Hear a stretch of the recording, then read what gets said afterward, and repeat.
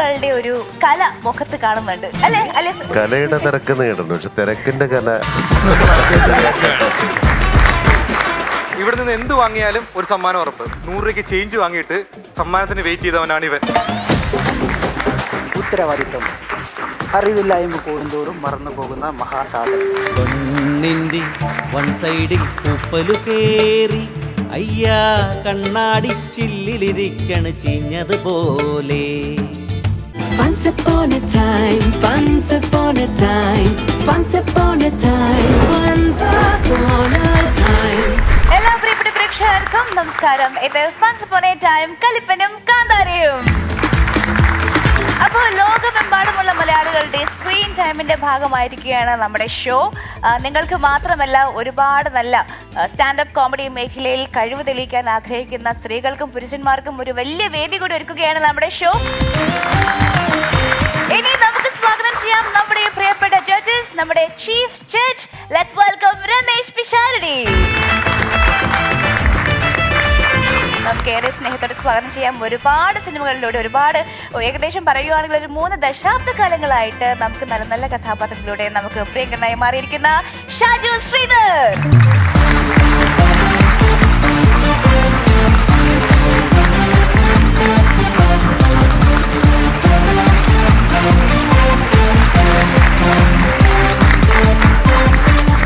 പാലക്കാടിന്റെ മുത്തുമണി നമ്മുടെ സ്വന്തം ഷാജി ചേട്ടൻ വീണ്ടും നമ്മുടെ വേദിയിൽ എത്തിയിരിക്കുകയാണ്. വെൽക്കം ചേട്ടാ. ഒരു കാര്യം പറയുമ്പോൾ സന്തോഷമുണ്ട്.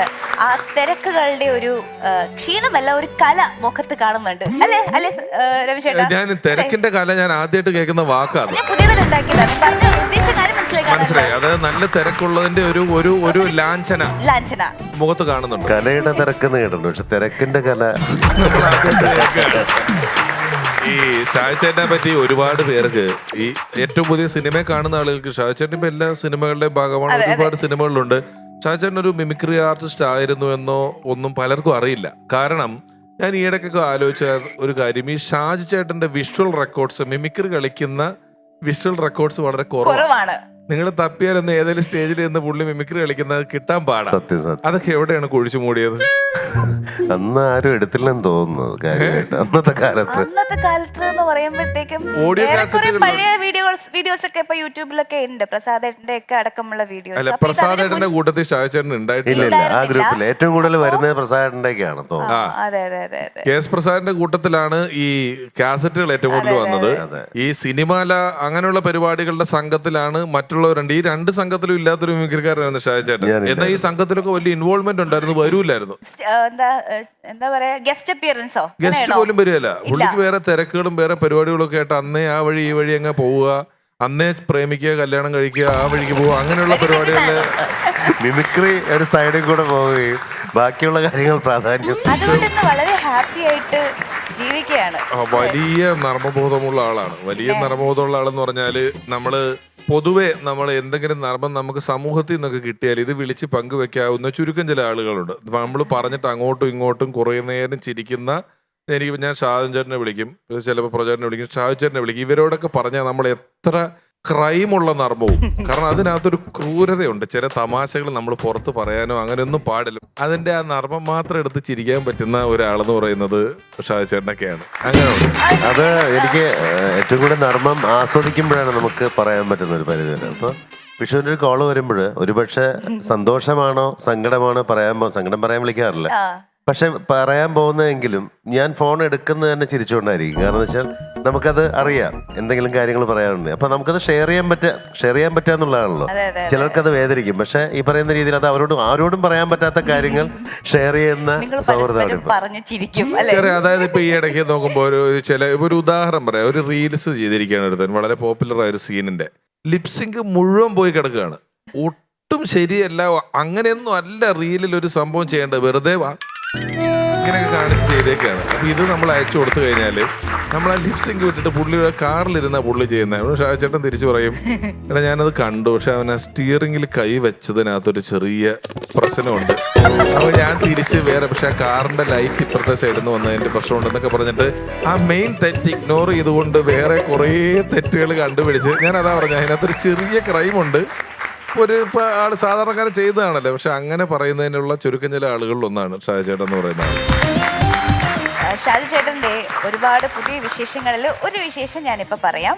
നീ പറ. അതായത് നമ്മുടെ ഈ ഷൂട്ട് കഴിഞ്ഞിട്ട് നമ്മൾ രണ്ടുപേരും പോകുന്നത് ഒരു ലൊക്കേഷനിലേക്കാണ്. അതായത് ഗിന്നസ് പക്രു ചേട്ടൻ നായകനാകുന്ന 916 കുഞ്ഞുട്ട് എന്നുള്ള പടത്തില് നമ്മള് എന്റെ ചേട്ടനും അനിയത്തി നിങ്ങൾ അങ്ങനെയാണല്ലേ? ചേട്ടനും അനിയത്തിയാണ്. ചേട്ടൻ അനിയത്തി മീൻസ് അത് എന്റെ ഭർത്താവിന്റെ സഹോദരിയുടെ ഭർത്താവ് അല്ലേ? അങ്ങനെ അടുത്തുകൊണ്ടാണ്. പക്ഷെ പറഞ്ഞു വന്നപ്പോ കുറച്ച് കൂടി പോയത്. പറഞ്ഞു വന്നപ്പോ കുറച്ച് അകൽച്ചയായി. പറഞ്ഞപ്പോ ആദ്യം അടുത്തുണ്ടായിരുന്നു. നമ്മുടെ എപ്പിസോഡുകൾ കൂടുതൽ മനോഹരമാക്കുവാനായിട്ട് ഷാജി ചേട്ടൻ ഉണ്ടായിരിക്കും വരുന്ന എപ്പിസോഡുകളിൽ. ചേട്ടാ വലിയ സന്തോഷം. ഞാൻ 3ാമത്തെ തവണയാണ് ഇവിടെ ഈ വേദിയിൽ വരുന്നത്. അപ്പൊ ഞാൻ പലപ്പോഴായിട്ടും എൻ്റെ അടുത്ത് പെട്ടെന്ന് പറയും ഷാജിറ മറ്റന്നാൾ ഫ്രീ ആണെന്ന് പറഞ്ഞ് ഞാൻ യെസ് ഓർ നോ പറഞ്ഞാൽ കേട്ട ഉടനെ ഫോൺ കട്ട് ചെയ്ത് കളയും. കാരണം അപ്പം ഞാൻ പറയും ഒന്ന് ഞാൻ നോക്കട്ടെ എന്ന് പറഞ്ഞ് അഡ്ജസ്റ്റ് ചെയ്യും. കാരണം എനിക്കിവിടെ വരാൻ ഭയങ്കര കൊതിയാണ്. കാരണം എന്ന് വെച്ചാൽ ഒന്നാമത് പിഷുവായിട്ട് അല്ലാതെ കാണുന്ന സാഹചര്യങ്ങളിലൊക്കെ നമ്മൾ 100 കാര്യങ്ങൾ തിരക്കുകൾ ഇടയിൽ നിൽക്കുമ്പോൾ നമുക്കൊരു പോസിറ്റീവ് വൈബാണ്. നമ്മളൊരു അല്പസമയം ചിരിക്കാൻ പറ്റുന്ന ജീവിതത്തിൽ ഇന്നത്തെ കാലത്ത് വലിയ ഒരു ഇതാണ്. അപ്പം അങ്ങനെ ഒരു സാഹചര്യത്തിൽ അങ്ങനെ ഒരു വേദിയിൽ വരിക എന്ന് പറയുന്നത് വലിയ കാര്യമല്ലേ. നമ്മുടെ എല്ലാം മറന്ന് ഒരു ദിവസം അങ്ങനെ 2 പ്രാവശ്യം മിസ്സായി പോയി. അപ്പൊ ഇത്തവണ ഞാൻ പറഞ്ഞു എന്നെ എങ്ങനെയെങ്കിലും 2 തവണ മിസ് തോന്നിയ ഷാജിച്ചേട്ടന് വലിയ തിരക്കാണ്. സിനിമകളിൽ ഒരുപാടുണ്ട്. സിനിമകളിൽ എപ്പോഴും ഇപ്പോൾ ഒരു സിനിമകളും തന്നെ വിചാരിച്ച പോലെ ഒന്നും നടക്കുന്നില്ല. പല തിരക്കുകളും കൊണ്ട് അങ്ങോട്ടും ഇങ്ങോട്ടും മാറും. ഇവരുടെ തിരക്കുകൾ മാറും. അപ്പൊ ഞാനും ഷാജിച്ചേട്ടനും പറയും ചേട്ടാ തിരക്കുകൾ ഉണ്ടെങ്കിൽ പറഞ്ഞു നമുക്ക് ഇവിടെ മാറ്റി തരാവുന്നല്ല, നിങ്ങൾ വാക്ക് പറഞ്ഞതല്ലേ, എന്നിട്ട് ഇവിടെ വരാതെ എന്നൊക്കെ പറഞ്ഞ് അതിനൊരു പ്രഷർ കൊടുക്കാതിരിക്കാൻ നമ്മളും എല്ലാ കാലത്തും എല്ലാവരുടെ കാര്യത്തിലും നോക്കാറുണ്ട്. ഷാജിച്ചേട്ടാ anyway thank you very much. വീണ്ടും വന്നേക്കാം.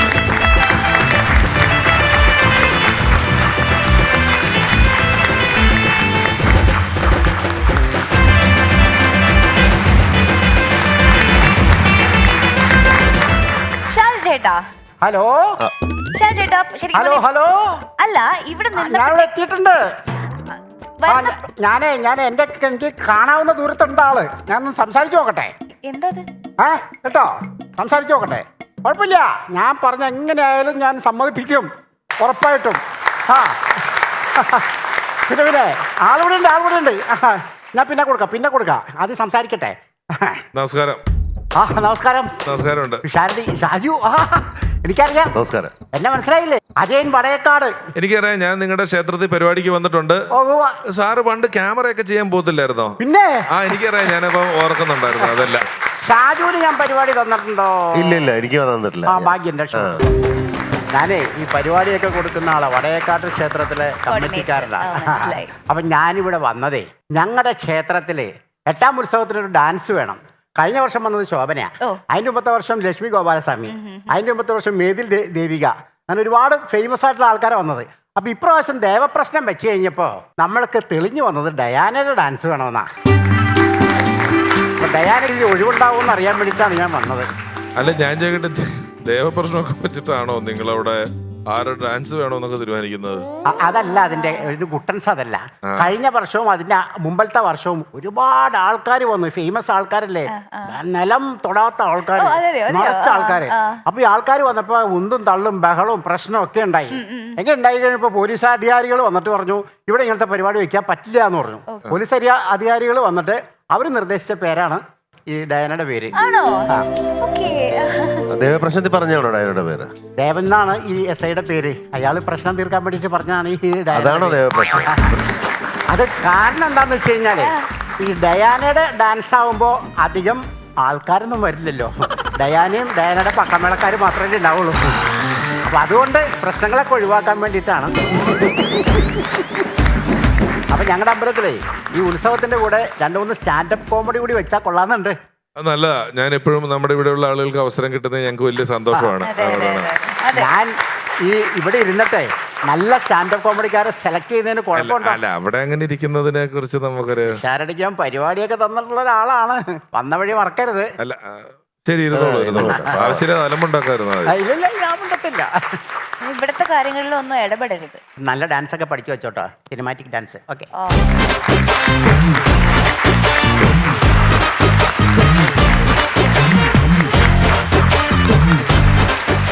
പിന്നെ ഡയനമോൾ എനിക്ക് ഒരു സഹായം കൂടി ചെയ്തു തരണം. ഒരു പറഞ്ഞോ. അന്നദാനത്തിന്റെ ഉദ്ഘാടനം ഉണ്ട്. അന്നാരാജനെ ഒന്ന് ഏർപ്പാട് ചെയ്ത് തരണം. നിങ്ങളെ ഒരു പരിചയം ഉണ്ടാവുമല്ലോ.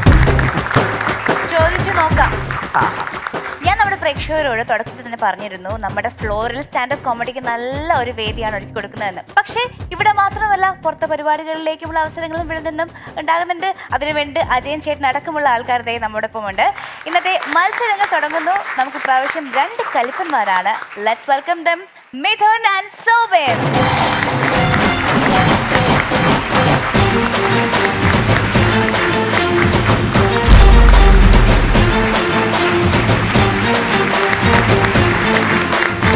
എന്താ നടന്നു വന്നപ്പോ തന്നെ ചെറിയൊരു കൺഫ്യൂഷൻ പോലെയൊക്കെ? കൺഫ്യൂഷനല്ല, ഞങ്ങള് കൈകൾ തമ്മിൽ ഇങ്ങനെ കൂട്ടിമുട്ടിച്ച് ഫ്രണ്ട്ഷിപ്പ്. ആ ഓക്കെ. ഇപ്പോഴാണോ പരിചയപ്പെടുന്നത്? ഞാൻ ഇവിടെ വന്ന ശേഷമാണ് മിഥുനെ പരിചയപ്പെടുന്നത്. ആ ഓക്കെ.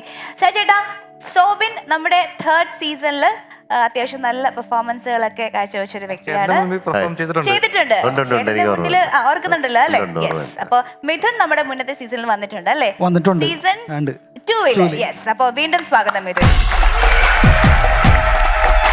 നമുക്ക് ഒന്നുകൂടെ പ്രേക്ഷകർക്ക് വേണ്ടി നമുക്ക് ഒന്ന് ഇൻട്രൊഡ്യൂസ് ചെയ്ത് കൊടുത്താലോ? മിഥുൻ എന്ത് ചെയ്യായിരുന്നു ആക്ച്വലി? ഞാൻ വീഡിയോ എഡിറ്ററാണ്, ഗ്രാഫിക് ഡിസൈനറാണ്. തൃശ്ശൂരാണ് വർക്ക് ചെയ്യുന്നത്. തൃശ്ശൂരാണ്. Okay, welcome welcome. സോബൻ ഇവിടുന്ന് പോയിട്ട് ഭയങ്കര ഒരുപാട് വീഡിയോസിലൊക്കെ ഇവിടെ വൈറലായിക്കൊണ്ടിരിക്കുകയാണ് രമേശ് ചേട്ടാ.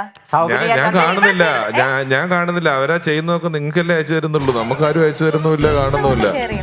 സൗബിനെ ഞാൻ 2 ഉദ്ഘാടനം കൊടുത്തായിരുന്നു. അതിന്റെ ഒരു ക്ഷീണം കിടപ്പെടുന്നു. എന്തായാലും നല്ല കാര്യം കേട്ടോ. നമുക്ക് ഒത്തിരി സന്തോഷമുണ്ട് നിങ്ങളൊക്കെ ഇങ്ങനെ നല്ല രീതിയിൽ നല്ല നിലകളിൽ എത്തുന്നത് കാണുമ്പോഴത്തേക്കും. കേശവമാമനെ അറിയോ ചേട്ടന്? പിന്നെ കേശവമാമൻ ഞങ്ങളുടെ അമ്പലത്തിൽ വന്ന് പാടിയിട്ടുണ്ട്. പുള്ളീനെ ബുക്ക് ചെയ്യാം പരിപാടിക്ക്, താല്പര്യമുണ്ടെങ്കിൽ. പാരഡി പാട്ടുകളൊക്കെ പാടും. നല്ലടി നാട്ടിൽ കിട്ടൂല, പുള്ളീനെ ബുക്ക് ചെയ്യണോ? അപ്പോ moving on to next segment, parody song challenge.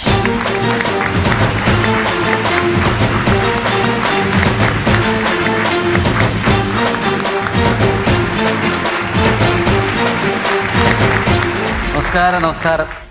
കേശവമാമ, Shaji ചേട്ടൻ അറിയാലോ, നമ്മള് എത്രയോ അല്ലേ എപ്പിസോഡുകൾ നമ്മൾ ഇരുന്നേക്കണല്ലേ. വന്നോണ്ട് ചോദിച്ചു, മാമനല്ലേ ചോദിച്ചു.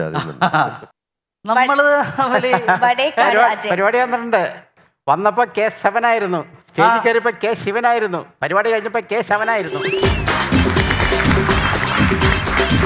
ഏത് ക്ഷേത്രത്തിൽ നിന്നാണ് നമ്മള്? വടേക്കാട്. ഞാൻ അവിടെ പ്രോഗ്രാം ചെയ്തിട്ടുണ്ട്, ഓർക്കണ്ട? അതല്ലേ പറഞ്ഞേ, ഞാനല്ലേ പരിപാടി വന്നത്. അതിന്റെ ബാലൻസ് എപ്പോഴും തന്നിട്ടില്ല എനിക്ക്. റെഡി അല്ലേ നിങ്ങള്? റെഡിയാണ്. ഓക്കെ.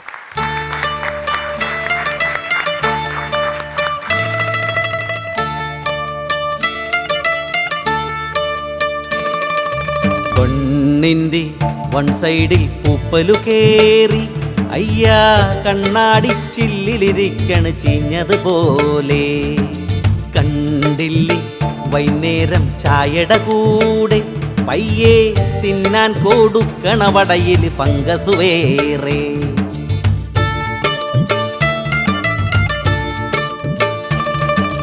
പെണ്ണിന്റെ വൺ സൈഡിൽ പൂപ്പലു കേറി, അയ്യാ കണ്ണാടി ചില്ലിലിരിക്കണ് ചീഞ്ഞതുപോലെ.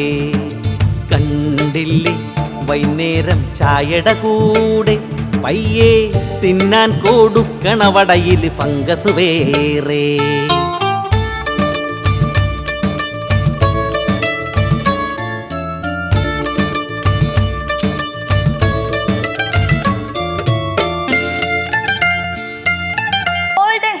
ആണ് പാരഡിക്ക് വേണ്ടി കേശവമാമൻ എടുക്കുന്നത്. Well done my boy, super. ഉഷാരടി, ഒരു 500 രൂപ തരാമോ? എന്തിനാ ഈ പാട്ട് ഇപ്പൊ തന്നെ ബുക്ക് ചെയ്യാനാ. ഈ പാട്ട് വേണ്ട, ഇത് കൊണ്ടുക്കോ, ഫ്രീ ആയിട്ട് കൊണ്ടുക്കോ. അല്ല, ഞങ്ങളുടെ ക്ഷേത്രത്തിന്റെ മുമ്പിൽ ഒരു നാരായണന്റെ ചായക്കടയുണ്ടേ, അതിന്റെ മുമ്പിൽ ഇതൊന്ന് പാടാൻ വേണ്ടിട്ടാ. ബണ്ണിന്റെ പറഞ്ഞപ്പോഴേ, പാലക്കാട് ഒരു ഒഴിഞ്ഞ സ്ഥലത്ത് മക്ഡൊണാൾഡ്സ് തുടങ്ങി. 1 വർഷത്തിനകത്ത് പൂട്ടിപ്പോയി. കാരണം എന്ന് വെച്ചാല് അവിടെ വർക്ക് ചെയ്യുന്ന കുറെ ആൾക്കാരാണ് ഇവിടെ ഇതിനകത്ത്. അവർക്ക് അറിയില്ല ഈ പറയുന്ന ബർഗർ അറിയില്ല. അപ്പൊ അവര് പോയിട്ട് ഈ 2 ബണ്ണ് മാത്രം മതി, ഇടയിലുള്ള ചിക്കൻ വേണ്ടെന്ന്. അങ്ങനെ അത്1 വർഷത്തിനകത്ത് പൂട്ടിക്കളഞ്ഞു. ബണ്ണ് പറഞ്ഞപ്പോ പെട്ടെന്ന് ഓർത്ത്. അപ്പോ ചോദ്യങ്ങൾ. ബണ്ണിന്റെ 1 സൈഡിൽ എന്താണുള്ളത്? പൂപ്പൽ.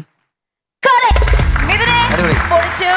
നീ സൈലന്റ് ആയിട്ട് നിന്നിട്ടും നീ വളരെ ഗംഭീരമായിട്ട് ഉത്തരം നൽകി. Very good, very good. അടുത്തത്, വയറ്റിനകത്ത് കേൾക്കുന്ന ശബ്ദം എന്താണ്? ഗുളുഗുളു. Correct. അടിപൊളി, അടിപൊളി മോനെ, സൂപ്പർ സൂപ്പർ. അപ്പൊ അടുത്ത ചോദ്യം ക്രൂഷ്യൽ ആണ്. ഓ, അരി വെക്കുന്ന ചാക്കുകളിൽ കേറി നിരങ്ങുന്നതാര്? സൂപ്പർ. നിങ്ങൾക്ക് ഈ ഒരു സ്പിരിറ്റ് ത്രൂ ഔട്ട് വേണം കേട്ടോ. പൊളിച്ചു, ഗംഭീരായി. അപ്പോൾ ഈ സെഗ്മെന്റ് കഴിയുമ്പോഴത്തേക്കും നമ്മുടെ മിഥുനാണ് ടോപ്പ് സ്കോർ ചെയ്തിരിക്കുന്നത്. സോ മിഥുനാണ് ചേട്ടാ ആദ്യം ഇവിടെ പെർഫോം ചെയ്യാൻ പോകുന്നത്.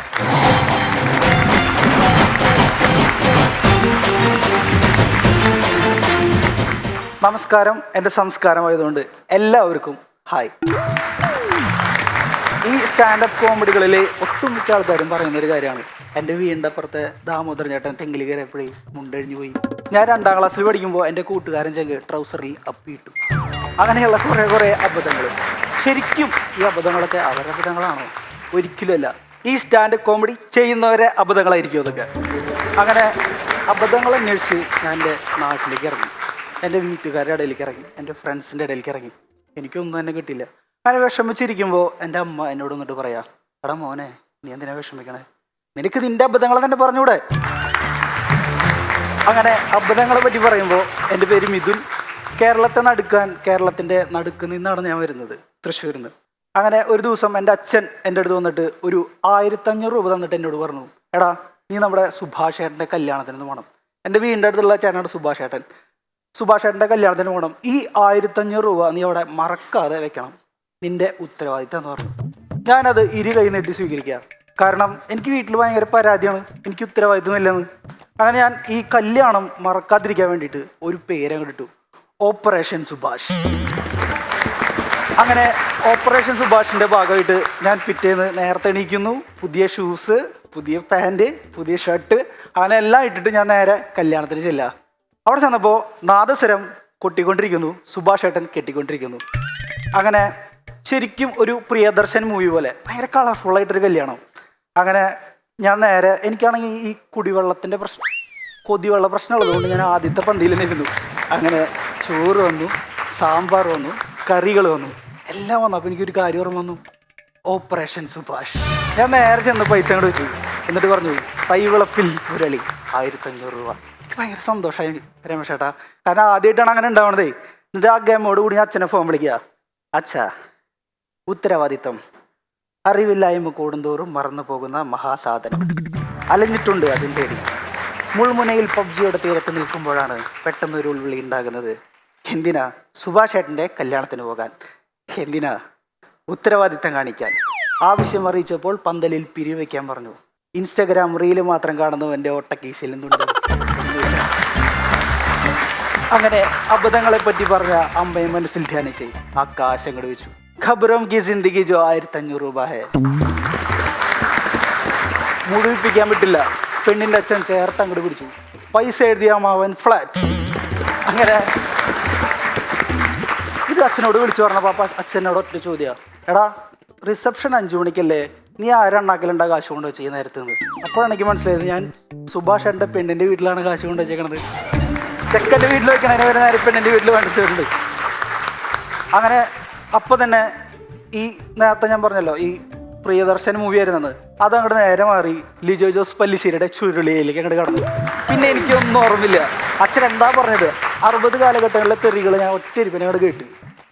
അങ്ങനെ ഞാൻ നേരെ ചെന്ന് ഒരു പേപ്പർ എടുത്തിട്ട് ഒരു സുഭാഷ് ഏട്ടൻ്റെ ലെറ്റർ അങ്ങോട്ട് എഴുതി. നന്മ നിറഞ്ഞ സുഭാഷ് ഏട്ടനെ അറിയുന്നതിന് എന്നോട് ക്ഷമിക്കണം. പൈസ ഭദ്രമായി ഞാൻ പെണ്ണു വീട്ടിൽ ഏൽപ്പിച്ചിട്ടുണ്ട്, അതുകൊണ്ട് എന്നോട് ക്ഷമിക്കണം എന്ന് സ്വന്തം തൈവിളപ്പിൽ ചുരുളിയുടെ മകൻ, മുരളിയുടെ മകൻ. ഇത്ര എത്തി നിൽക്കുമ്പോൾ പെട്ടെന്നൊരു അനൗൺസ്മെന്റ്. എന്താ? ലാലേട്ടൻ്റെ ഓട്ടം എന്ന സിനിമയിലെ സുന്ദരി സുന്ദരി എന്ന ഗാനവുമായി വരുന്നു നമ്മുടെ സ്വന്തം മണവാളൻ സുഭാഷ് ഏട്ടൻ പാട്ട് പാടാൻ പോവാ. സുഭാഷ് ഏട്ടനെ പറ്റിയിട്ട് പറഞ്ഞ സുഭാഷ് ഏട്ടൻ ഭയങ്കര സംഗീതപ്രിയനാണ്. അല്ല, എന്താ വെച്ച് കഴിഞ്ഞാൽ പുള്ളിക്ക് വരികളാണ് പുള്ളിയുടെ മെയിൻ. എന്താ വെച്ചാൽ ഈ നമ്മളെന്തെങ്കിലും വരികളൊക്കെ തെറ്റിച്ച് പള്ളി രമേശ് ഏട്ടാ, ഇപ്പോൾ ചിലമ്പൊലിക്കാറ്റെ ഒന്ന് ചുറ്റി അടിച്ചാട്ടെ എന്ന് പാടി സുഭാഷ് ഏട്ടൻ പറയും, നീ എന്തിട്ടുണ്ട് ഈ പാടുന്നത്? ചിലമ്പൊലിക്കാറ്റ് ചുറ്റി അടിക്കാനാ? എടാ ചുറ്റിക്കൊണ്ടല്ലേ അടിക്കുക, അങ്ങനെ പറയും സുഭാഷ് ഏട്ടൻ. അത്രയും അറിവാണ് സുഭാഷ് ഏട്ടന്. അങ്ങനെ സുഭാഷ് ഏട്ടൻ പാട്ട് പാടാൻ വേണ്ടി വരിക.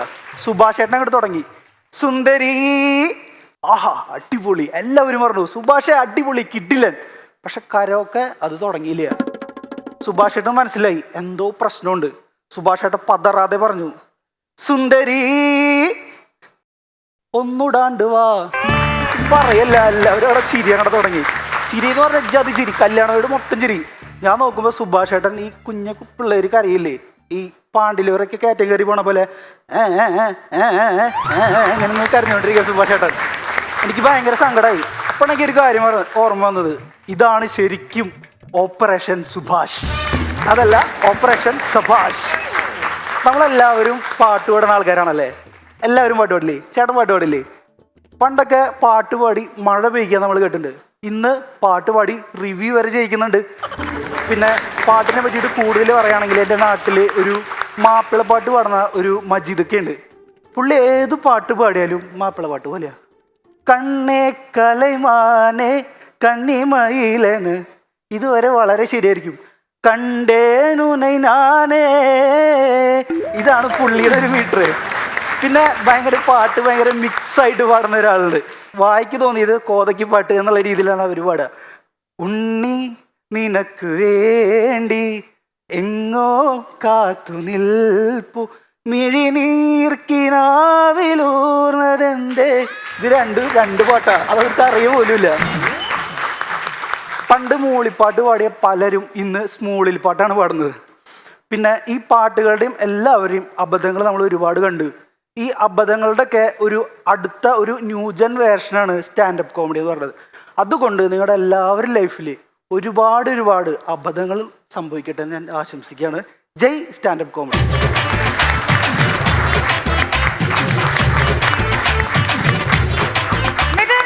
നല്ല ഇൻട്രസ്റ്റിംഗ് കണ്ടന്റ്സ് ആയിരുന്നു കേട്ടോ, നന്നായിരുന്നു, നല്ല പെർഫോമൻസ് ആയിരുന്നു. അവരോട് ചോദിക്കാം, രമേശേട്ടാ. മിഥുൻ നല്ല പ്രകടനമായിരുന്നു. മിഥുന്റെ ചില പാട്ടുകളുടെ കണ്ടുപിടുത്തങ്ങളും. മിഥുൻ ഒരു എഡിറ്ററും ഗ്രാഫിക്സും മാത്രമല്ല, മിഥുൻ അത്യാവശ്യം നന്നായിട്ട് പാടുന്ന ഒരാളാണെന്നാണ് എനിക്ക് അറിയാൻ കഴിഞ്ഞത്. തൃശ്ശൂർ ഭാഗങ്ങളിലെ ഞങ്ങളുടെ ബ്യൂറോ ചീഫ് അങ്ങനെയാണ് പറഞ്ഞത്. ആണോ? ചെറുതായിട്ട് പാടും. പരിപാടികളിൽ അത്യാവശ്യം പാടാറുണ്ടോ പാട്ടൊക്കെ? അല്ല, വീടിന്റെ അടുത്തുള്ള കുഞ്ഞു പരിപാടികൾ അതിലൊക്കെ ചെന്ന് അത്യാവശ്യം പാടും. മിഥുന്റെ സ്ക്രിപ്റ്റ് വളരെ നല്ലതാണ്.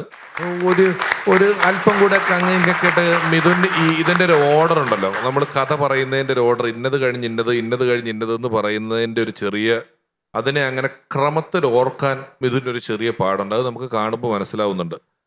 പിന്നൊരു കാര്യം, അതല്ല വേറൊരു കാര്യം നമ്മൾ പറയുമല്ലോ എന്ന് പറഞ്ഞ പോലെ, അത് നമുക്ക് ഇത്ര ഞാൻ പറയുന്ന പോലെ ഇല്ലെങ്കിലും നമുക്ക് മനസ്സിലാവുന്നുണ്ട്. ഇത് കഴിഞ്ഞ് നേരെ ഇപ്പുറം പറയാൻ നോക്കിയിട്ട് അത് വേണ്ടെന്ന് വെച്ചിട്ട് തിരിച്ച് ഇവിടുന്ന് പറഞ്ഞിട്ട്, അല്ലെങ്കിൽ അറിയാതെ ഇത് പറഞ്ഞു പോയ ശേഷം തിരിച്ചു വന്നിട്ട് ഇത് പറഞ്ഞിട്ട് എന്ന് പറഞ്ഞിട്ട് ഇതിന്റെ ഒരു ഓർഡർ കൃത്യമായിട്ടൊന്നും മെയിൻറ്റെയിൻ ചെയ്യാനായിട്ട് ഒരു ചെറിയ പാടുണ്ട്. ഓർഡറിൽ പറയണം എന്നുള്ള നിർബന്ധം ഞങ്ങൾക്ക് അറിയില്ല, കാരണം ഇതിന്റെ ഓർഡർ എന്താണെന്നും ഇതിനെ അറിവുള്ളായിരുന്നു, ഞങ്ങൾക്ക് ഇത് അറിയില്ലായിരുന്നല്ലോ. പക്ഷെ ഈ ഓർഡർ മാറുന്നതിന്റെ ഒരു പ്രശ്നം ഇതിന്റെ മുഖത്തുനിന്ന് കാണുന്നവർക്ക് മനസ്സിലാകുന്നുണ്ടായിരുന്നു. അങ്ങനെ മാറിയായിരുന്നു ഓർഡർ ചെറുതായിട്ട്. ചിലത് മറന്നുപോയിട്ടുണ്ട്. മറന്നു പോകുമ്പോഴൊക്കെ ഇടയിൽ എടുത്ത് മാറ്റിയ പോലെയാ നമുക്കൊരു കൺഫ്യൂഷൻ വരും. എന്തോ മറന്നല്ലോ എന്ന് പിന്നെ നമ്മൾ ഓർത്തോണ്ടിരിക്കും. നമ്മൾ ഇടയിലൊരു സാധനം വിട്ടുപോയാല് ആ വിട്ടുപോയത് എന്താന്ന് സൈമൾട്ടേനിയസ് ആയിട്ട് ഓർക്കുന്നത് കാരണം പറയാനുള്ളതിനെ അത് ബാധിക്കും. വിട്ടുപോയ വിട്ടോട്ടെ എന്ന് വെച്ചേക്കണം. പിന്നെ പറയാനുള്ളതിന് ഇങ്ങനെ ട്രെയിൻ ലേറ്റ് ആവുന്ന പോലെയാ. ഒരു ട്രെയിൻ ലേറ്റ് ആയാൽ പിന്നെ ലേറ്റ് ആയ ട്രെയിൻ തന്നെ ലേറ്റ് ആയിക്കൊണ്ടിരിക്കുള്ളൂ. കാരണം സമയത്ത് ഓടുന്ന ട്രെയിനിനെ പിടിച്ചു വെച്ചിട്ട് ഒരിക്കലും ഈ ലേറ്റ് ആയതിനെ കറക്റ്റ് ചെയ്യാൻ റെയിൽവേ നോക്കൂല എന്ന് പറഞ്ഞ പോലെയാണ് ബാക്കി ഗംഭീരമായി. മിഥുൻ നന്നായിരുന്നു. മിഥുൻ ഓരോ വിഷയങ്ങളും നല്ലതായിരുന്നു. പക്ഷെ പറഞ്ഞ പോലെ തന്നെ ആ ഓരോ വിഷയങ്ങളെ കോർത്തിണക്കിക്കൊണ്ടുള്ള ഒരു യാത്രയുണ്ടല്ലോ, അതിനിടയിൽ എവിടെയൊക്കെ ഒരു ചെറിയ മിസ്സിങ് പോലെ തോന്നിയെങ്കിലും നന്നായിട്ട് എൻജോയ് ചെയ്തു. അതുപോലെ സുന്ദരി ഒന്നുകൂടെ മറ്റേ അതൊക്കെ നല്ല രസമുള്ള പാട്ടുകളെല്ലാം നല്ല രസമായിട്ട് പറഞ്ഞു. നന്നായിരുന്നു.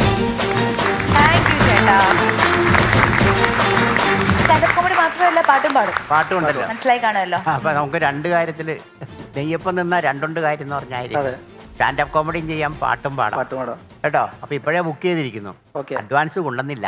ഇപ്പൊ എല്ലാം ഈ മൊബൈലിലാണല്ലോ പൈസയൊക്കെ. ജിപേ ചെയ്താൽ മതിയായിരിക്കും. ഗൂഗിൾ പേ ഉണ്ട്, ഗൂഗിൾ പേ UPI ID ഉണ്ട്. ഗൂഗിൾ പേ ഉണ്ട്, പക്ഷെ എനിക്കില്ല ഗൂഗിൾ പേ. അതാണ് സാരമില്ല, കയ്യിൽ കൊടുത്താൽ മതി ബുക്ക് ചെയ്യുമ്പോഴത്തേക്ക് അഡ്വാൻസ്. ഓക്കെ, അപ്പം ഇതിനെ പൊളിച്ചു, അടിപൊളിയായി. നമുക്ക് മാർക്സ് പിന്നെ അറിയാം. All the best. Thank you so much. Yes, നമ്മുടെ വേദിയിൽ എത്തുന്നു മറ്റൊരു ഗംഭീര പെർഫോമൻസുമായിട്ട് സോബിൻ കുര്യൻ.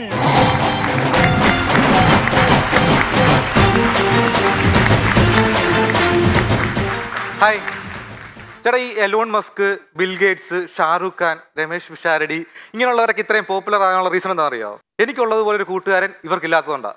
നമുക്ക് എല്ലാവർക്കും കാണാം ഈ നമ്മുടെ നാട്ടിലും വീട്ടുകാർക്കും ഒന്നും തീരെ ഇഷ്ടമില്ലാത്ത നമ്മുടെ ഒരു കൂട്ടുകാരൻ എനിക്കൊണ്ടൊരുത്തൻ.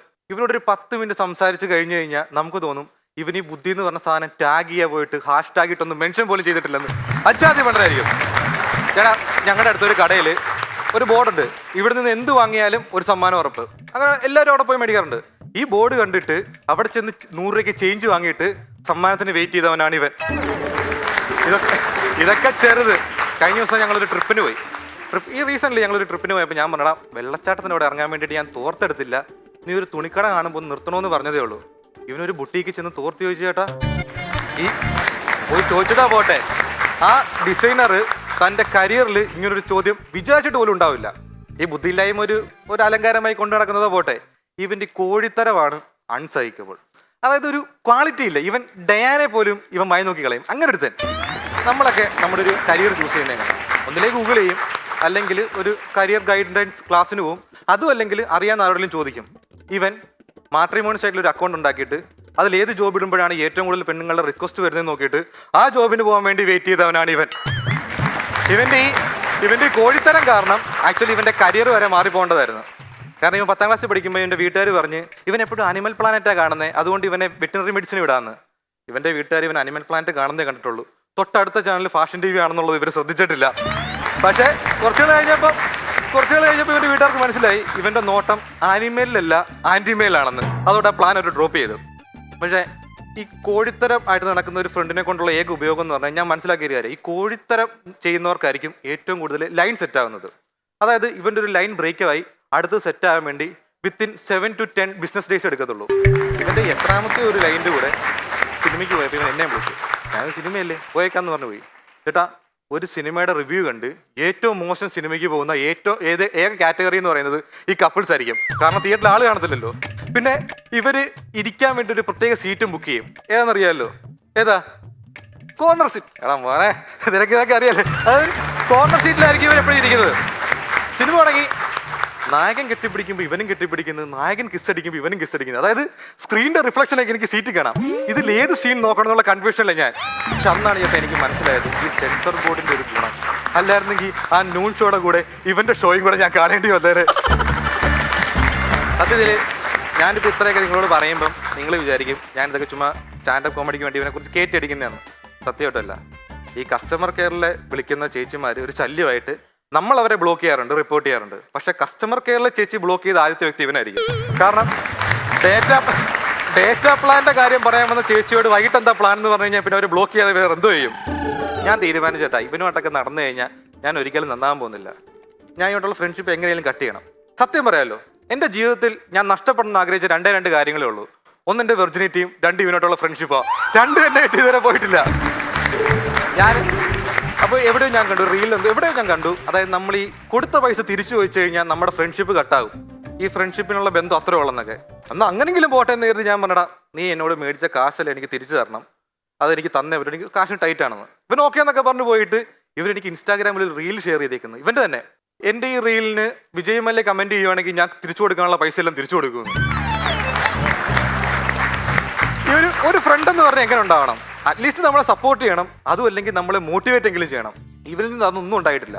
എന്നെ ലൈഫിൽ മോട്ടിവേറ്റ് ചെയ്ത ഏക വ്യക്തി എന്ന് പറയുന്നത് ഈ തുണിക്കട നിൽക്കുന്ന ചേട്ടന്മാരാ. കാരണം ഞാൻ ട്രയൽ റൂമിൽ കയറിയിട്ട് എന്തിട്ടിട്ട് ഇറങ്ങിയാൽ ഇവർ പറയും അമേസിങ് അമേസിങ് എന്ന് പറഞ്ഞാൽ അമേസിങ്. ഈ കഴിഞ്ഞ ദിവസം ഞാൻ കടയിലോട്ടാണ് കയറി ചെന്നപ്പോൾ തന്നെ ചേട്ടൻ പറഞ്ഞു, മോനെ ഇത് പൊളി, ഇത് മതി. ഞാൻ മോട്ടിവേറ്റ് ആയി പൈസയും കൊടുത്ത് ഇറങ്ങിയിട്ട് ഓർത്തെ പുള്ളി ഇത് ഞാൻ ഇട്ടോണ്ട് പോയ ഷർട്ടാണല്ലോ ഒന്നും അജാതി മോട്ടിവേഷൻ.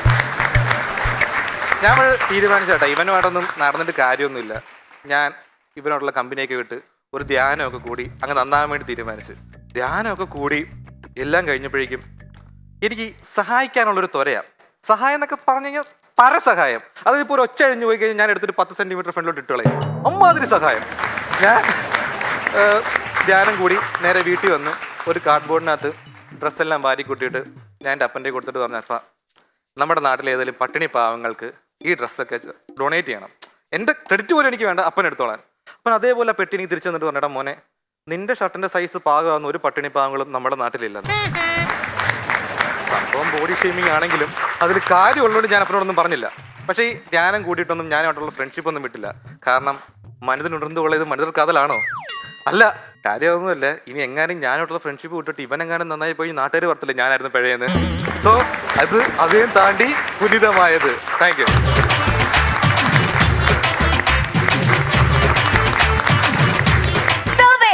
അടിപൊളി പെർഫോമൻസ് ആയിരുന്നു കേട്ടോ. നല്ലൊരു കൈ അടിക്കുമോ? ആക്ച്വലി നമുക്ക് പലതരത്തിലെ ഫ്രണ്ട്സ് ഉണ്ടായിരിക്കും. ചില ഫ്രണ്ട്സ് എന്നൊക്കെ പറയുന്നത് നമുക്ക് ശരിക്കും നമ്മുടെ ഒരു സോൾമേറ്റ് പോലെയൊക്കെ തോന്നും. അറ്റ് ദ സെയിം ടൈം ഇതുപോലുള്ള ഫ്രണ്ട്സ് ഉണ്ടായിരിക്കും അല്ലേ? സോബിന് നല്ല പ്രകടനമായിരുന്നു, നല്ല രസമുള്ളൊരു പ്രകടനമായിരുന്നു. ഈ സോബിൻ കുറച്ചുകൂടെ ഈസായി, സോബിൻ കുറച്ചുകൂടെ പ്രോ ആയി. നല്ല രസമുണ്ടായിരുന്നു, നല്ല നർമ്മങ്ങളായിരുന്നു. ഈ സൗഹൃദവുമായി ബന്ധപ്പെട്ട് പറഞ്ഞതെല്ലാം. ഈ സുഹൃത്തുക്കളുടെ ഒരു കാര്യം, നമ്മളങ്ങനെ സുഹൃത്തുക്കളെ തിരഞ്ഞെടുക്കുകയല്ല, സുഹൃത്തുക്കൾ ഉണ്ടാവുകയാണ് ചെയ്യുന്നത്.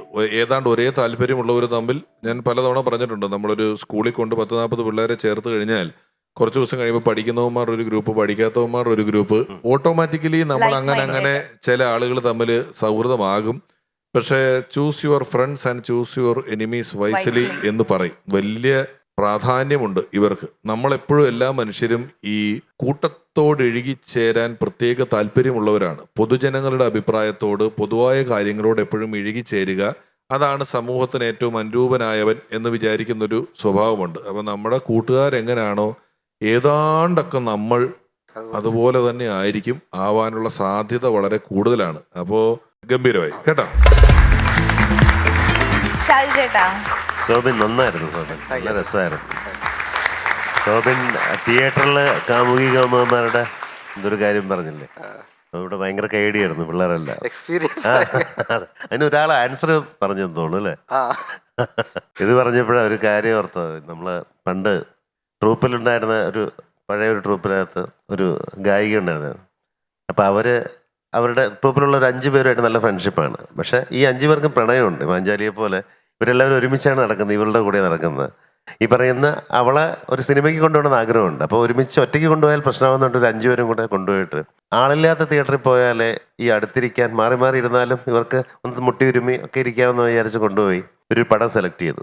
ഷാജിയൻ കരുണിന്റെ സ്വം എന്ന് പറയുന്ന സിനിമ. കാരണം അതിന് അന്ന് അവാർഡ് പെടാതുകൊണ്ട് ആളില്ലെന്ന് വിചാരിച്ച് ഇവർ കൊണ്ടുപോയി ടിക്കറ്റൊക്കെ എടുത്ത്, ഹൈ ക്ലാസ് ടിക്കറ്റ് തന്നെ എടുത്ത് എങ്ങനെയൊക്കെ പൈസ പിരിച്ചാൽ എടുത്ത് അകത്ത് ചെന്നപ്പോഴേ ആ തിയേറ്ററിൽ അന്ന് ഫുള്ളായിരുന്നു. അങ്ങനെ അവിടുത്തെ ടിക്കറ്റ് കീറുന്ന ആള് ടോർച്ചടിച്ചിട്ടേ ഓരോരുത്തരും ഓരോ സ്ഥലത്ത് 5 സ്ഥലത്തുണ്ട്. ഇവള് അടുത്ത് ഇരുന്നു. ഞാൻ പെട്ടെന്ന് ഓർത്തപ്പോ പറഞ്ഞ കഥയിലെ 5-ൽ-1 5 പേരിൽ 2 പേരെ പിടികിട്ടി. ബാക്കി 3 പേരാരാന്നുള്ളത് ഞാൻ കൃത്യം പറഞ്ഞുതരാം. സ്വം ഇറങ്ങിയത് ഒരു 94-95 94 ലാസ്റ്റ് ഡിസംബർ. 95 സ്വം ഇറങ്ങുമ്പോ നിങ്ങളുടെ ഏത് പടമാണ് ഷൂട്ടിംഗ് നടക്കുന്നത്? മിമിക്സ് പരേഡോ? കൈ കൊടു. പിടിച്ചു ആ സമയത്ത് അതിന്റെ അത് തന്നെ. അജയൻ ചേട്ടാ എന്താ പറയുന്നു? ആളെ ബുക്ക് ചെയ്യുന്നുണ്ടോ? ഇഷ്ടപ്പെട്ടോ? എനിക്ക് ബുക്ക് ചെയ്യാനായിട്ട് താല്പര്യമുണ്ട്. അഡ്രസ്സൊക്കെ തരണം കേട്ടോ. ആദ്യം പറഞ്ഞ ആ ഒരു ബുദ്ധിയില്ലാത്ത കൂട്ടുകാരല്ലേ, അതുപോലത്തെ ഒരു ഡ്രൈവർ എനിക്കും ഉണ്ടായിരുന്നു. ഒറ്റ ബുദ്ധി രവീന്ദ്രൻ എന്നാ വിളിക്കുന്നത്. അവന് ഒരു ബുദ്ധിയേ ഉള്ളൂ. ഒരു കുളമാവിൽ ഒരു പരിപാടി കഴിഞ്ഞിട്ട് ഞങ്ങൾ തിരിച്ചു വരിക. ഇവൻ വണ്ടി ഒതുക്കിയിട്ട് പറയാ വണ്ടി ഓടിക്കാൻ പറ്റത്തില്ല. ഞാൻ ചോദിച്ചു എന്താ വണ്ടി ഓടിക്കാൻ പറ്റാത്തത്? ഫോഗുണ്ട്, വണ്ടിക്ക് ഫോഗ് ലാമ്പില്ല, അത് കാരണം ഓടിക്കാൻ പറ്റില്ല. അപ്പം ഞാൻ പറഞ്ഞു എടാ നമുക്ക് രാവിലെ അവിടെ എത്തേണ്ടതാണ്, എന്തായാലും വണ്ടി ഓടിക്കുക. ഇല്ല ചേട്ടാ വണ്ടി ഓടിക്കാൻ പറ്റില്ല, ഫോഗ് ലാമ്പില്ല, കാണാൻ പറ്റില്ല. ഞാൻ പറഞ്ഞു മുമ്പിൽ പോണ KSRTC ബസ്സിൻ്റെ ടൈൽ ലാമ്പുണ്ടല്ലോ, അത് നോക്കി നിനക്ക് ഓടിക്കാൻ പാടില്ലേ? ആ അത് ശരിയാണല്ലോ. അപ്പോഴാണ് അവന് ബുദ്ധി കിട്ടിയത്, രണ്ടാമത്തെ ബുദ്ധി. എൻ്റെ പൊന്നു പിഷാരടി 3000 രൂപ KSRTCക്കാർ മേടിച്ചെടുത്തു. പുറകെ ഓടിച്ചതിന് ഇതിന് പൈസ മേടിക്കുന്നത്? എൻ്റെ പിഷാരടി ഇവൻ ബസ് സ്റ്റാൻഡിൽ കൊണ്ടുപോയി പാർക്ക് ചെയ്ത വണ്ടിയുടെ പുറകെ കൊണ്ടുപോയി പാർക്ക് ചെയ്തു. അനധികൃതമായിട്ട് ബസ് സ്റ്റാൻഡിൽ കയറി എന്ന് പറഞ്ഞിട്ട് 3000 രൂപ മേടിച്ചെടുത്തത്. അപ്പോൾ സോദരെ മാർക്സ് നമുക്ക് കുറച്ച് കഴിഞ്ഞ് അറിയാം. പ്ലസ് പുള്ളി ബുക്ക് ചെയ്യുന്നുണ്ടോ ഇല്ലെന്നുള്ള കാര്യങ്ങളും ഒക്കെ പുള്ളി ലേറ്റർ പറയും. പേയ്മെന്റ് ഒക്കെ കറക്റ്റ് ആയിട്ട് മേടിച്ചോളാം. അത് നമുക്കുള്ള ഗ്യാരണ്ടി തരാൻ പറ്റത്തില്ല. ഓക്കെ, അപ്പോൾ all the best. Thank you.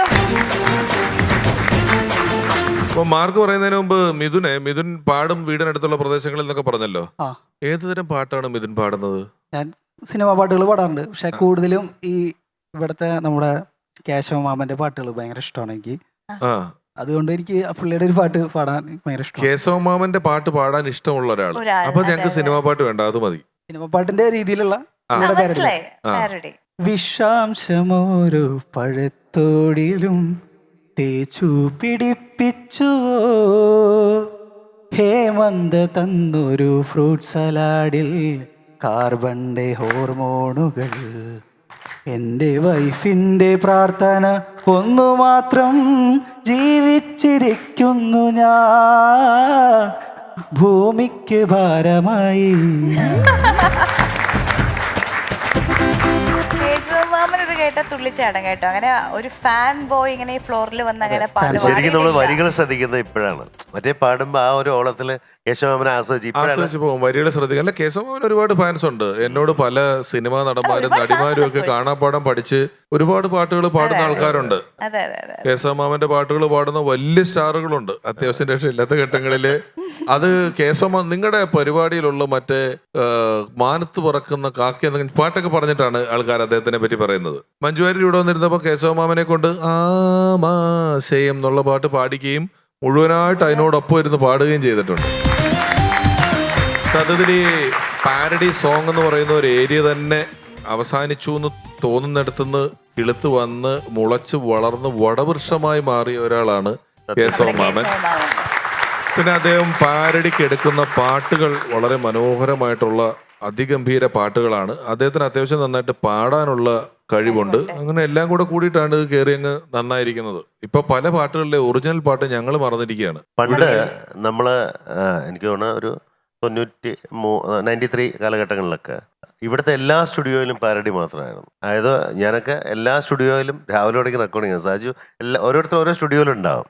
അവിടെ തന്നെ ഉറക്കം, അവിടെ തന്നെ വല്ലയിപ്പം, അവിടെ തന്നെ കാര്യങ്ങൾ എന്ന് വെച്ചാൽ ഓരോ കാസറ്റുകളും ഡെയിലി അത്രയും കാസറ്റുകൾ ഇറങ്ങിയിരുന്നു പാരഡികളുടെ മാത്രം. നമ്മുടെ സാജമ്പളത്ത് വീരപ്പ ശക്തി ഗാനങ്ങൾ എന്ന് പറഞ്ഞിട്ട് സെക്ഷൻ, വീരപ്പ ശക്തി ഗാനങ്ങളൊക്കെ എനിക്ക് ഓർമ്മയുണ്ട് കേട്ടത്. അപ്പൊ അങ്ങനെ ഒരു കാലഘട്ടം ഉണ്ടായിരുന്നു. അപ്പൊ അതിന്ന് പൂർണ്ണമായിട്ടും മാറി നിൽക്കുന്ന ഒരു സമയത്താണ് കേശവമാമന്റെ ഈ ഒരു പ്രോഗ്രാമിൽ വന്ന് പാരഡി വീണ്ടും. അത് അന്ന് പാരഡിക്ക് ഒരു വലിയ കാര്യം ഉണ്ടായിരുന്നത് സട്ടയർ ആയിരുന്നു. എല്ലാത്തിലും എല്ലാ കൊല്ലവും നമ്മൾ ഈ പൊളിറ്റിക്സ് കളിയാക്കുക, അങ്ങനെ ഒരു പൊതു സ്വഭാവം ഉണ്ടായിരുന്നു പല പാരഡികൾക്കും. കേശവമാമന്റെ പാരഡി നമ്മൾ പാരഡിക്ക് പിടിക്കാത്ത വിഷയങ്ങളിൽ നിന്നാണ് പാരഡി ഉണ്ടായെന്നുള്ളതാണ്. ആ സമയത്ത് അഗ്നിദേവനിലേക്ക് ഒരു പാട്ടിന് ഏറ്റവും സ്പീഡിൽ കൊതുകുകൾ അനവധി പെരുകി നഗരമി കൊച്ചിയിലെന്തൊരു തൊന്തരവ് പല പല ഓടകൾ കാനകൾ തോടുകൾ കൊതുക് വളർത്തൽ കേന്ദ്രമിതേ. കൊച്ചിയിലെ കൊതുകിൻ്റെ ഒരു പാട്ട്, നമ്മുടെ പൊളിറ്റിക്സിന്റെ പാട്ടുകൾ കുറേ. ആ സമയത്തെ വേറൊരു പാട്ട് എനിക്ക് ഓർമ്മയുള്ളത്, ഒരു ചാവാൻ കിടക്കുന്ന മുത്തശ്ശൻ അദ്ദേഹത്തിന്റെ വിൽപത്രം എഴുതാനായിട്ടുള്ള ഒരു പാട്ടാണ്. എന്താ, അപ്പാപ്പച്ച മോനെ നിവാടാ അപ്പച്ചൻ തീരാറായി ഇടുക്കിയിൽ അനുജത്തി ജാൻസി ഉടക്കി പോയ മേരി മോളിയോ പാഞ്ഞെത്തി ആധാരം വീതം വെക്കാൻ പാപ്പച്ച. നാദൃശയുടെ ഒക്കെ പാട്ടുകളുണ്ടല്ലോ, അതിനകത്ത് നമ്മള് ഈ ഒരു പാട്ട് എനിക്ക് ഭയങ്കരമായിട്ട് ഇഷ്ടമുള്ളത്, ഗേറ്റ് അടച്ചു റെയിൽവേ ഗേറ്റ് അടച്ചു വാനിനുള്ളിൽ പാപ്പൻ ചേട്ടൻ കണ്ണടച്ചു. ഞങ്ങള് കോറസൊക്കെ പാടി ഞാൻ കാസറ്റ് ചെയ്ത രാഷ്ട്രീയയുടെ ഒരു പാട്ടുണ്ടായിരുന്നു. ഉഗ്രനാണ്. ഒരു റോക്കറ്റ് സ്പേസിൽ പോയാൽ അത് പോയതുപോലെ ഇങ്ങ് വന്നാൽ അത് പൊട്ടിയാൽ അത് മുട്ടിയാൽ അത് സുനിയാൽ അത് മേഡ് ഇൻ ഇന്ത്യ. അന്ന് അതായിരുന്നു. അന്ന് മിക്കപ്പോഴും പുറകോട്ട് വരുന്ന ഇതായിരുന്നു. ഇപ്പോഴെല്ലാം സക്സസ് ആണ്, പക്ഷെ അന്നത്തെ കാലത്ത് അങ്ങനെയായിരുന്നു. സലീം കുമാർ ഏട്ടന്റെ ഒരു പാട്ട് എനിക്ക് ഓർമ്മയുണ്ട്. ഏതാണ്? ചെമ്മീനിലെ പാട്ട്. കൂനിന്റെ മോളിൽ കുരു അതുപോലെയാണ് വിധി പറഞ്ഞിട്ട് ഷിയാസക്ക് മുഴുവനായിട്ട് പാടി വേറൊരു പാട്ടുണ്ട്. അത് ഈ കുരു പറഞ്ഞപ്പോഴാണ് ഞാൻ അത് ഓർത്തത്. ഇടത് ചെവിക്കടിയിൽ പുതിയൊരു വലിയ മുഴ, ഹായ് ചിലര് പറഞ്ഞതവിടെ വന്നത് ഭാഗ്യമുഴ, ഞാൻ കാണാത്ത ഭാഗത്തീ മുഴ, നാട്ടാർ കാണുന്ന ഭാഗത്തീ മുഴ, മാറാത്ത വ്യാധി മുഴ, വെയിലത്തു നിന്നാൽ തിളങ്ങും മുഴ, തണലത്തു നിന്നാൽ മുഴയ്ക്കും മുഴ, പ്രേമക്കത്തുമായി വന്ന പെൺകുട്ടി കണ്ടു മുതുകിൽ മുഴ, കണ്ട സ്പീഡിൽ അത് പോകുവാനുള്ള കാരണം ഈ മുഴ, മുഴ മുഴ. അയ്യോ അയ്യോ അയ്യോ. ഇത്രയും പാരഡി പറഞ്ഞപ്പ ഒരാളുടെ പേര് കൂടി പറയണം. കൊച്ചിൻ മിമിക്ക. ഞാൻ അദ്ദേഹത്തിന്റെ ഒരു കാസറ്റ് ചെയ്തതില് വിൽസൺ ഓഡിയോസിന്റെ ഒരു കാസറ്റിൽ അതിനകത്തൊരു പാട്ട് ഭയങ്കര രസമായിരിക്കും. ടാറ്റ ബഡ കമ്പനി അത് മാത്രമാ പൂട്ടാത്തൊരേ കമ്പനി. മിമിക്ക് എഴുതണം, നാഷിക്ക് എഴുതാറില്ല. വേറെ ശാന്തമി രാത്രിയിലെ ഒക്കെ അനുപല്ലവിയിലൊക്കെ ആ കാണും ചാരായ ഷാപ്പിന്റെ മുറ്റത്ത് പൂസായിരിക്കുന്നതാര്, മദ്യത്തിനെതിരായി പ്രസംഗിക്കുവാൻ വന്ന നേതാവ് ഗോവിന്ദനാണോ, ലവലേശം വെളിവില്ല, കുടിമൂത്തു ലിവറില്ല. ഒരു സംശയം, നമ്മുടെ കേശവ മാമന്റെ പാരഡി പാട്ടുകളൊക്കെ ഇപ്പൊ യൂട്യൂബിൽ നമ്മൾ തന്നെ ജൂക്ക് ബോക്സ് ഒക്കെ ആയിട്ട് ഇറക്കിയിട്ടുണ്ട്. ശരിക്കും ഈ പഴയ ഇപ്പൊ നമ്മളിപ്പം ഡിസ്കസ് ചെയ്ത പോയ പാട്ടുകളെല്ലാം കേൾക്കാനോ എന്താ ഒരു വഴിയാ? കുറച്ച് കാസറ്റുകളൊക്കെ നമ്മുടെ KS പ്രസാദ് ഏട്ടന്റെ വീട്ടിൽ കാസറ്റായിട്ട് സൂക്ഷിച്ചു വെച്ചതായിട്ട് ഇരിപ്പുണ്ട്. വർക്ക് ചെയ്യുന്ന കാസറ്റുകളും പാരഡി കാസറ്റുകളും ഒക്കെ ഉണ്ട്. അടിപൊളി. ശരിക്കും പറഞ്ഞാൽ എല്ലാം കൂടെ ഒന്നുകൂടെ വന്നാലും ഒരുപക്ഷെ നമ്മൾ വളരെ ഗംഭീരമാവും. അതെ. അങ്ങനെ നമ്മുടെ കളിപ്പന്മാർക്ക് ലഭിക്കുന്ന മാർക്സ് എത്രയാണെന്നറിയാം. രമേശ് ചേട്ടാ? മിഥുൻ 50-ൽ 46. 46 out of 50. മിഥുൻ 50-ൽ 45. അപ്പോ ടോട്ടൽ 91 out of 100. 91. Congrats. ഇനി സോബിന്റെ മാർക്സ്? സോബൻ 50-ൽ 47. 47. സോബിൻ 50-ൽ 47. 47. അപ്പോ ടോട്ടൽ 94 out of 100. അപ്പോ ഇന്നത്തെ മത്സരം കഴിയുമ്പോൾ best performer Sobin. Congratulations. Once upon a time കലിപ്പനും കാന്താരിയും വിജയികൾക്ക് ലഭിക്കുന്നത് ഹാർവസ്റ്റ് എബ്രോഡ് സ്റ്റഡീസ് നൽകുന്ന സമ്മാനം.